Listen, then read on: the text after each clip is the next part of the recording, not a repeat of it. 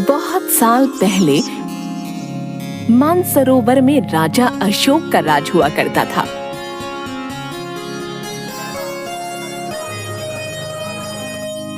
उस राजा के पास एक बेहद खूबसूरत तालाब था।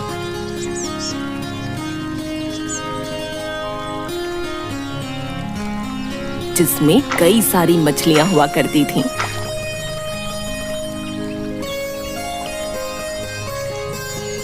उन मछलियों की देखभाल के लिए राजा ने एक मछुआरे को काम पर रखा था। उस मछुआरे का स्वभाव बहुत अच्छा था। वह राजा की सभी आज्ञा का पालन करता था। राजा को जब भी मछली खाने का मन करता था, वह उसी मछुआरे को कहकर अपनी पसंद की मछली मंगवाते थे।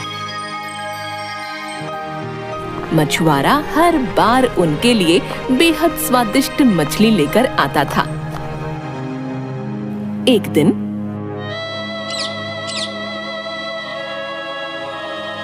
ये हर बार इतनी स्वादिष्ट मछलियाँ कैसे पकड़ सकता है?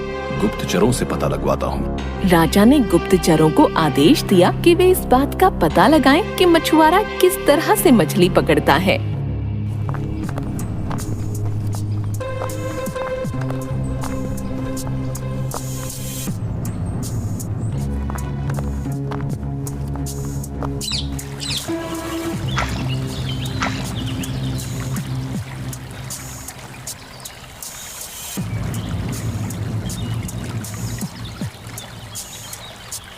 थोड़े दिन बाद गुप्तचरों ने राजा को बताया कि मछुआरे को तो मछली पकड़नी ही नहीं आती। राजा को जब ये बात पता चली तो हैरान रह गए और बात की सच्चाई को पता करने के लिए मछुआरे को अपने महल बुलाया। सुनो, आज तुम मेरे लिए तालाब की सबसे बड़ी मछली पकड़ कर लेकर आओ। मेरा मछली खाने का बहुत मन हो रहा है। जी महाराज, मैं आपके लिए अभी तालाब से मछलियाँ पकड़ कर लाता हूँ। इतना कहकर मछुआरा वहाँ से तालाब की ओर जाने लगता है और राजा भी उसके पीछे दबे पांव चल पड़ता है।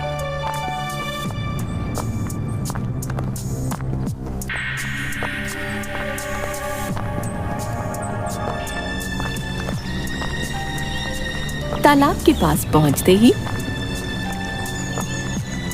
आज तो मंत्र पढ़कर महाराज के लिए तालाब की सबसे बड़ी मछली मांगूंगा।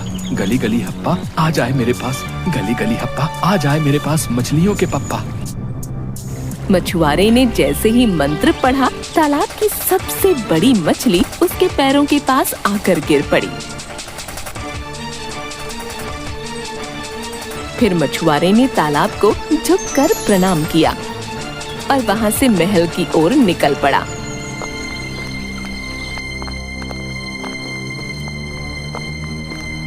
राजा को ये नजारा देख बहुत आश्चर्य हुआ। वो रास्ते भर यही सोचते सोचते महल आ गए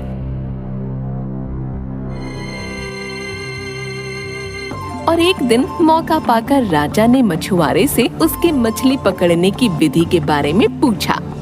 तुम ऐसा कौन सा मंत्र जानते हो जिसके बोलते ही मछली खुद ब खुद तुम्हारे पास आ जाती है?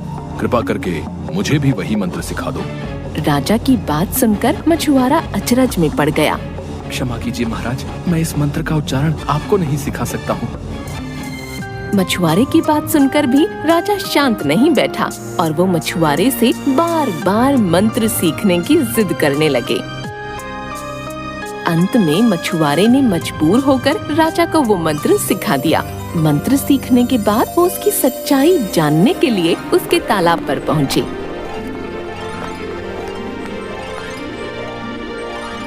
और मंत्रों का उच्चारण किया। उन्होंने जैसे ही मंत्रों का उच्चारण किया, उनके पास एक बड़ी सी मछली आ गई और उनकी खुशी का ठिकाना नहीं रहा। राजा खुशी खुशी अपने महल गए।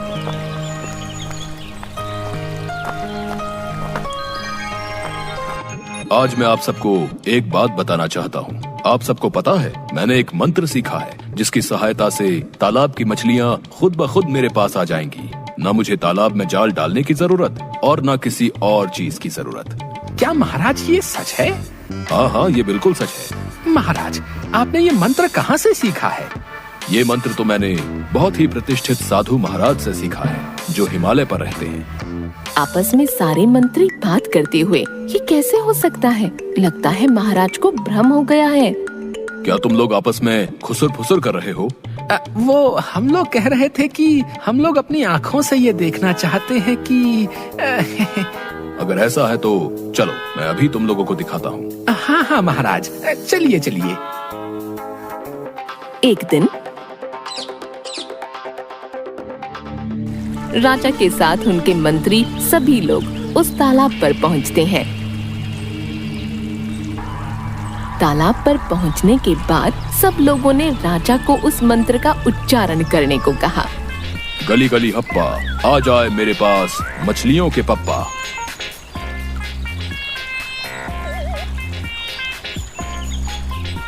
राजा ने मंत्रों का उच्चारण किया, लेकिन कोई मछली उनके पास नहीं आई। अब लगता है मैंने गलत मंत्र पढ़ दिया। मैं दोबारा मंत्र पढ़ता हूँ। हाँ हाँ महाराज, पढ़िए। गली गली हप्पा, आ जाए मेरे पास मछलियों के पप्पा। इस बार भी एक भी मछली उनके पास नहीं आई। ये देख सब लोग उन पर हंसने लगे और उनको बहुत शर्मिंदा होना पड़ा और उन्होंने गुस्से में तनतनाते हुए सेवक को आदेश दिया। जाओ सेवक, उस मछुआरे को बुला कर लाओ। सेवक जाता है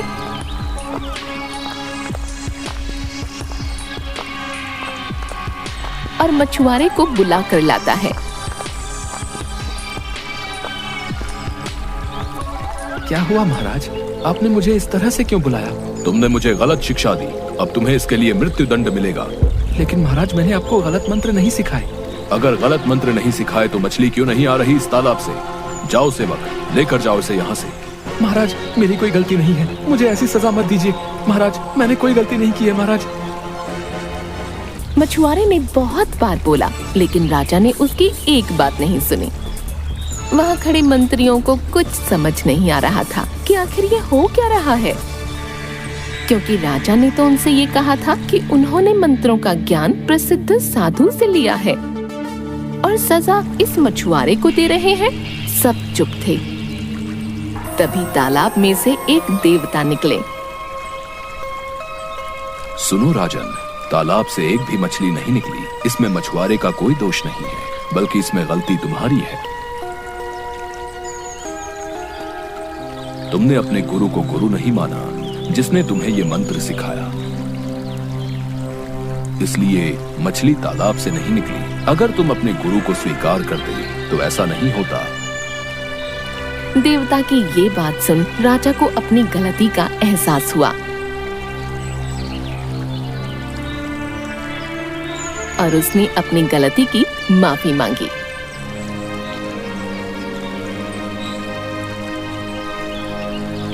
मुझे माफ कर दो, मैं अपने पद के घमंड में भूल गया था कि गुरु से बड़ा कोई नहीं होता। मुझे माफ कर दो, मैं तुम्हें अपने गुरु के रूप में स्वीकार करता हूँ। राजा ने मछुआरे को अपना गुरु स्वीकार कर लिया। इसके बाद वो मंत्र काम करने लगा।